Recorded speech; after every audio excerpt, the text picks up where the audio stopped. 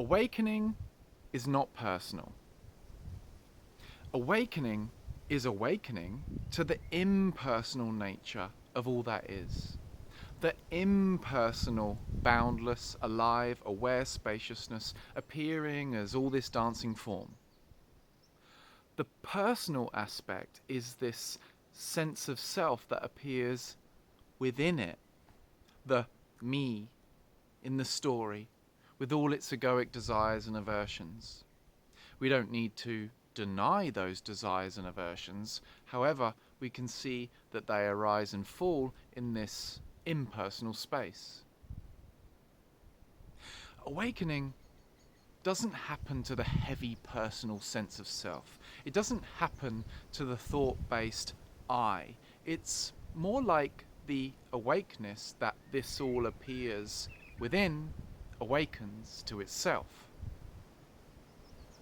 Now, we don't need to ignore the personal, deny the body or the mind, or deny the needs of the body or the mind. But we can see that it's all embraced in this impersonal space. The space doesn't depend on your personal narrative about your life. The personal narrative about your life depends on the space. So be knowingly the space and see the landscape of bodily sensation, stream of thought, and perception play out in front of you as just what is appearing, and don't take any of it personally for a minute. I bet you've seen how desires that get too personal and too mind-based get sticky and tricky to manifest. We get attached to them. Part of our happiness gets tied up with them, and they come with bodily contraction and a sense of neediness. And if they do manifest, they often come with trouble and a great pain of attachment when they inevitably decay, as all form does. Impersonal desires seem to come to you and flow through you the most efficiently in effortless flow. They arise out of the stillness as impulses to show up in the world in love or in service.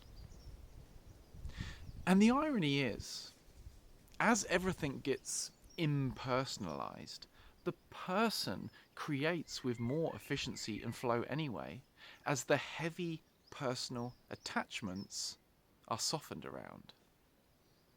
You know, when we grip onto things too tightly, we always end up crushing those things in our hands. And when we remain knowingly the space in which everything flows, well, everything flows. Awakening doesn't deny the personal sense of self, but it is seen that it is not essential to you. It arises and falls, but you stay here, still 100% you. It's not the basis for who you are at the core anymore. You're much bigger than it. And it's revealed how much bigger than it you are.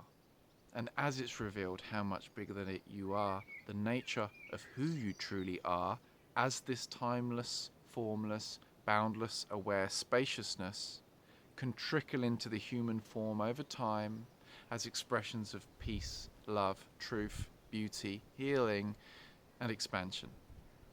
Peace.